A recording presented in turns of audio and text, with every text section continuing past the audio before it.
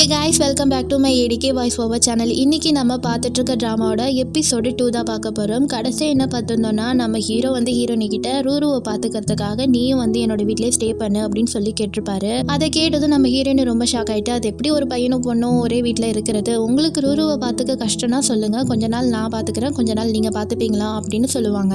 ஆனால் நம்ம ஹீரோ என்ன சொல்வாருன்னா, இந்த மாதிரி நீ கொஞ்ச நாள் நான் கொஞ்ச நாள் பார்த்துக்கிட்டா ரூருக்கு அது ஒரு மாதிரி கஷ்டமாக இருக்கும், நம்மளால் இவங்க கஷ்டப்படுறாங்களோ அப்படின்னு சொல்லிட்டு அவன் திங்க் பண்ண ஆரம்பிச்சிருவான். அதுக்காக தான் நான் கேட்குறேன், நீ வந்து கொஞ்ச நாள் ரூரு இருக்கிற வரைக்கும் ஸ்டே பண்ணால் மட்டும் போதும் அப்படின்னு சொல்லுவார் ஹீரோ. சரி, ரூருவுக்காக நான் வரேன் அப்படின்னு சொல்லிட்டு ஹீரோனும் வருவாங்க. ஹீரோயினி பொட்டு பொடிக்கெல்லாம் தூக்கிட்டு வருவாங்களா, நம்ம ரூருவும் ஹீரோ வந்தா வெல்கம் த ஹோம் அப்படின்னு சொல்லிட்டு ஹீரோயினி உள்ள கூட்டு போவாங்க. ஹீரோயினி வந்ததுமே சரி ரூபன் நீ பார்த்துக்கோ, நான் ரெஸ்டாரண்ட் போகிறேன் அப்படின்னு சொல்லிட்டு ஹீரோ கிளம்புவா. ஆனால் ரூருவா இவங்க ரெண்டு பேரையும் பக்கத்தில் முட்டிக்க வச்சுப்பா. இதை பார்த்துட்டு நம்ம ஹீரோ சிரிச்சிட்டு சரி ஓகே நான் போயிட்டு வரேன் அப்படின்னு சொல்லிட்டு அவரும் கிளம்பி போயிடுவாரு. ஹீரோ ரெஸ்டாரண்ட் போன உடனே அங்கே வேலை செய்கிற ஒரு பையன் வந்து, பாஸ் உங்களுக்கு ஒரு விஷயம் தெரியுமா அப்படின்னும் போது என்னது அப்படின்னு சொல்லிட்டு கேட்பான் ஹீரோ. நம்ம வியாபாரத்தை இழுத்து மூடுறதுக்குன்னு வெளிநாட்டிலேருந்து ஒருத்தன் வந்து அதுவும் நம்ம பக்கத்து தெருவிலே ஒரு ரெஸ்டாரண்ட் ஓப்பன் பண்ணியிருக்கான் அப்படின்னு சொல்லக்குள்ள நம்ம ஹீரோ என்ன சொல்லுவாருன்னா, நம்ம கஸ்டமர் நம்மளை விட்டு போக மாட்டாங்க, அதுவும் இல்லாமல் நான் புதுசாக ஒரு டெசர்ட் வேற செய்யலான்னு ஆரம்பிச்சிருக்கேன், ஸோ நீ இதை பற்றியும் கவலைப்படாத அப்படின்னு சொல்லுவான். அதுக்கப்புறம் கதையில் புதுசாக ஒரு கேரக்டர் தான் காட்டுவாங்க. இவன் யாருன்னு பார்த்தீங்கன்னா நம்ம ஹீரோட ஃப்ரெண்டு தான். இவன் வந்து நம்ம ஹீரோட அக்காவை தான் பார்க்க வந்திருப்பா. நம்ம ஹீரோ அக்காவை மேலே இவனுக்கு லைட்டாக க்ரஷ்லாம் இருக்கும் போல. அவன் வந்து ஒரு பொக்கையெல்லாம் கொடுத்துட்டு என்ன சொல்லுவானா, நான் உன் கூட சேர்ந்து தான் நிறைய ப்ராஜெக்ட்லாம் பண்ணியிருக்கேன், கடைசியாக உன் கூட சேர்ந்து ஒரு ஆட் ப்ராஜெக்ட் ஒர்க் பண்ணி அது ரொம்ப ஹிட் ஆகிடுச்சு, அதனால எனக்கு ட்ரீட் வச்சே ஆகணும் அப்படின்னு சொல்லக்குள்ள சரி ஓகே நீ எனக்கு தம்பி மாதிரி தான் வா நான் உனக்கு ட்ரீட் கொடுக்குறேன்னு சொல்லிட்டு போயிடுவாங்க. என்னது நான் உனக்கு தம்பியா அப்படின்னு சொல்லிட்டு லைட்டாக ஃபீல் பண்ணுவான். அதுக்கப்புறம் நம்ம ஹீரோவை தான் காட்டுவாங்க. அவன் அந்த புதுசாக செஞ்ச டெசர்ட்டையும் எடுத்துகிட்டு வீட்டுக்கு போயிட்டு அவங்கள்ட்டே கொடுத்து எப்படி இருக்குன்னு சொல்லிட்டு கேட்கலாம் அப்படின்னு சொல்லிட்டு வருவான். வீட்டை பார்த்தா ரொம்ப ஷாக் ஆகிடுவான், இது நம்ம வீடா அப்படின்ற அளவுக்கு பார்ப்பா. ஏன்னா அந்த அளவுக்கு நம்ம ஹீரோயினும் ரோரும் வீட்டையே மாற்றி வச்சுருப்பாங்க. சரி என்னமோ பண்ணுங்க அப்படின்னு சொல்லிட்டு அவன் செஞ்ச அந்த டெசர்ட்டை கொடுத்து இதை நான் புதுசாக ட்ரை பண்ணியிருக்கேன், இதை சாப்பிட்டு பார்த்து எப்படி இருக்குன்னு சொல்லுங்க அப்படின்னு சொல்லிட்டு ஹீரோ போய் ஒரு பக்கம் உட்காருவார். இதை சாப்பிட்டு பார்த்த ஹீரோயினா இது ரொம்பவே சூப்பராக இருக்குது, இதை சாப்பிட்டக்குள்ளே எனக்கு எப்படி ஃபீல் ஆகுதுன்னா ரொம்ப நாள் கழித்து ஒருத்தரை பார்த்தா எந்த அளவுக்கு நம்ம சந்தோஷப்படுவோமோ அந்த அளவுக்கு இது ஒரு மாதிரி ஃபீலாக இருக்குது, ஸோ இதனால் நான் இதுக்கு மீட்டிங்கிற ஒரு பேரை தான் வைக்க போகிறேன் அப்படின்னும் போது நம்ம ஹீரோவுமா அவர் அந்த நோட் பேரில் வந்து மீட்டிங் அப்படின்னு சொல்லிட்டு இந்த டெசர்ட்டுக்கு பேர் எழுதி வச்சிடறாரு. அதுக்கப்புறம் நம்ம ஹீரோ நம்ம ரூருவை குளிப்பாட்டலாமேன்னு சொல்லிட்டு பாத்ரூம் கூட்டிகிட்டு போனால் ரெண்டு பேரும் ஜாலியாக விளாண்டுட்டு இருப்பாங்க. இந்த சவுண்டை கேட்டு நம்ம ஹீரோயினி வந்து பார்த்துட்டு ரூருவை தான் திட்டுவாங்க, ஹீரோவையும் திட்டுவாங்க. என்ன ரூரு நீ இப்படி பண்ணுற, உனக்கு சளி பிடிச்சிச்சுன்னா என்ன பண்ணுறது அப்படின்னு சொல்லிட்டு ரூருவை தூக்கிப்பாங்க.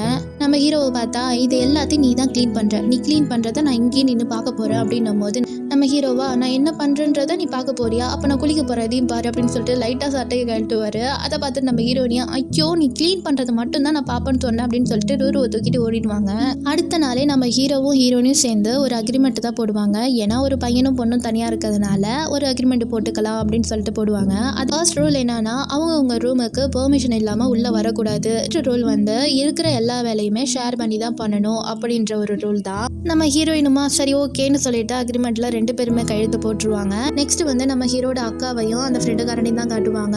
இவங்க ரெண்டு பேரும் போதையில ஒரே வீட்லேயே ஸ்டே பண்ணிட்டாங்க போல. இதை பார்த்துட்டு நம்ம ஹீரோட ஃப்ரெண்டா எப்படியோ என்னோட லவ் சக்ஸஸ் ஆயிடுச்சுன்னு சொல்லிட்டு அவன் ஒரு பக்கம் சந்தோஷப்பட்டுட்டு இருப்பான். ஆனால் நம்ம ஹீரோட அக்காவா இங்கே பாரு தம்பி நீ எனக்கு தம்பி தான், போதையில் ஏதோ உங்க கூட ஸ்டே பண்ணிட்டேன்னா அதெல்லாம் ஒரு லவ் கிடையாது, ஸோ நீ எனக்கு எப்பவுமே தம்பி தான் அப்படின்னும் போது நம்ம ஹீரோட ஃப்ரெண்டுக்கா ஒரு மாதிரி கஷ்டமாக தான் இருக்கும். அதுக்கப்புறம் நம்ம ஹீரோட அக்கா நம்ம ஹீரோட வீட்டுக்கு தான் வருவாங்க. வந்து பார்த்துட்டு பரவாயில்லையே என்னோட தம்பி இப்போ ஒரு பொண்ணெல்லாம் ஸ்டே பண்ண வைக்கிறானா அப்படின்னும் போது நம்ம ஹீரோயின் என்ன சொல்வானா, குட்டி பையனுக்கு ஒசரம் மட்டும்தான் நான் இங்கே இருக்கேன், மற்றபடி வேற ஒன்றும் இல்லை அப்படின்னும் போது நம்ம அக்காக்கார என்ன சொல்வானா, ஏரூரு இங்கே வா ஒன்று கேட்கணும் அப்படின்னும் போது என்ன சொல்லுங்க அப்படின்னுவா.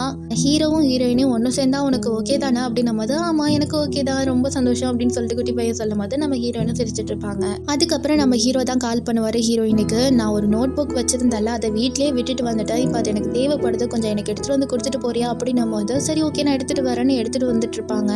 ஆனால் வர வழியிலே அந்த புக்கு கீழே விழுந்து அதில் இருக்கிற ஒரு இலையும் கீழே விழுந்துடும். அதெல்லாம் நம்ம ஹீரோனு கவனிக்காமல் அந்த நோட்டையே எடுத்துகிட்டு வந்து அந்த கடையில் வேலை செய்கிற ஒரு பையன் கையில் கொடுத்து இந்த மாதிரி ஹீரோட்ட கொடுத்துருங்க அப்படின்னு சொல்லிட்டு கொடுத்துட்டு போயிடுவாங்க.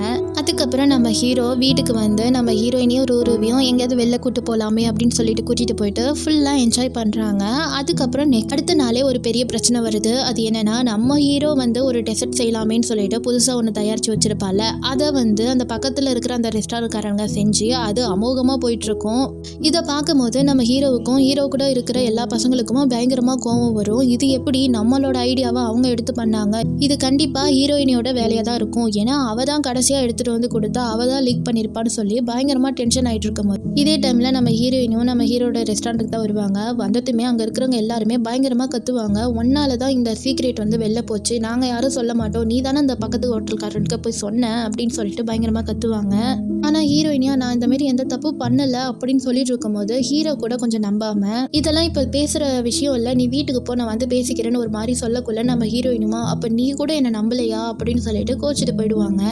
நம்ம ஹீரோவுக்குமா என்ன பண்ணுறதுனே தெரியாமல் ஹீரோயினி எப்படியாவது சமாதானம் பண்ணலாம் அப்படின்னு சொல்லிட்டு வெளில பார்ப்பான். பார்த்தா பயங்கரமாக மழை பெஞ்சிட்டு இருக்கும். சரி நம்ம ஹீரோயினி எங்கேயாவது ஒதுங்கி தான் நின்றுட்டு இருப்பாங்க, அவங்கள எப்படியாவது சமாதானம் பண்ணலாமேன்னு சொல்லிட்டு கொடையெல்லாம் எடுத்துகிட்டு போய் என்னென்னமோ பேசி பார்ப்பான். ஆனால் நம்ம ஹீரோயினியா நீ என்னை நம்பவே இல்லை, இப்போ எதுக்கு வந்த அப்படின்னு சொல்லிட்டு அந்த மழையிலே நனைஞ்சிட்டு அவங்க வீட்டுக்கு போயிடுவாங்க.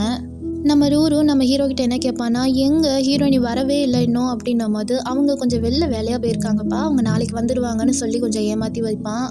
இதே நேரத்தில் நம்ம ஹீரோவோட ஃப்ரெண்டுக்காரனும் வருவானா, அவனை பார்த்துட்டா இந்த பைத்தியக்காரன் எதுக்கு இப்போ வந்தான் அப்படின்னு சொல்லிட்டு நம்ம ரூருக்கிட்ட போயிட்டு அவன் ஒரு லூசு மாதிரி நீ தான் அவனை பார்த்துக்கணுன்னும் போது ஓகே அங்கிள் நான் பார்த்துக்கிறேன் அப்படின்னு சொல்லுவான் குட்டி பையனும். அதுக்கப்புறம் நம்ம ஹீரோட ரெஸ்டாரண்ட் தான் காட்டுவாங்க. ஒரு கஸ்டமர் கூட வரல, அந்த பக்கத்தில் புதுசாக ஆரம்பித்த அந்த ரெஸ்டாரண்ட்டுக்கு தான் எல்லாருமே போவாங்க. இதை பார்த்துட்டு அங்கே மற்ற டீமில் இருக்கிறவங்களாம் என்ன சொல்லுவாங்கன்னா, எப்படி நீங்கள் செய்யணும்னு நினச்ச அந்த டெசர்ட் வந்து பக்கத்தில் இருக்கிற அவனுக்கு போச்சு, இது யாரோ கொடுத்துருக்காங்க, அது கண்டிப்பாக ஹீரோனியாக தான் இருக்கும் அப்படின்னும் போது நம்ம ஹீரோ என்ன சொல்லுவார்னா, ஹீரோனியெல்லாம் இருக்காது, இதை விடுங்க பார்த்துக்கலாம் அப்படின்னு சொல்லுவார். அப்புறம் வீட்டுக்கு வந்ததுக்கப்புறம் ரூருவா எங்கள் ஆண்டி செஞ்சு கொடுக்குற அந்த டிஷ்ஷு தான் எனக்கு வேணும், வேறு எதுவும் வேணாம், எப்போ தான் எங்கள் ஆண்டி வருவாங்கன்னும் போது நம்ம ஹீரோவும் நம்ம ஹீரோயினுக்கு கால் பண்ணுவார். ஆனால் ஹீரோயினி கால் எடுக்க மாட்டாங்க. அதனால் ஹீரோ என்ன நினச்சிப்பாருனா, நம்ம மேலே கோவமாக இருக்கா அதனால தான் ஃபோன் எடுக்கல போல அப்படின்னு சொல்லிட்டு அசால்ட்டாக விட்டுருவார்.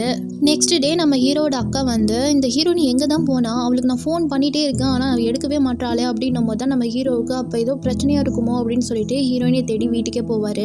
அங்கே போய் பார்த்தா அவங்களுக்கு பயங்கர ஃபீவராக இருக்கும். ஏன்னா ஹீரோ கிட்ட கோச்சிக்கிட்டு அவங்க மழையிலேயே வீட்டுக்கு வந்திருப்பாங்கல்ல, ஸோ அதனால் ஃபீவர் வந்துருச்சு போல். நம்ம ஹீரோ தான் நம்ம ஹீரோயினுக்கு சாப்பாடுலாம் செஞ்சு கொடுத்துட்டு டேப்லெட்லாம் கொடுத்துட்ருப்பாரு. லைட்டாக நம்ம ஹீரோயினி கண்ணை முடிச்சு பார்த்துட்டா, நீ ஹீரோயினியா ஹீரோவை பார்த்துட்டு என் கனவுல கூடவா நீ வருவ, என் கனவுல கூடவா நீ நிம்மதியாக இருக்க விட மாட்டியா அப்படின்னு சொல்லிட்டு ஹீரோவோட கண்ணத்துலலாம் கை வச்சு ஒரு மாதிரி க்யூட்டாக பேசிகிட்டு இருப்பாங்க.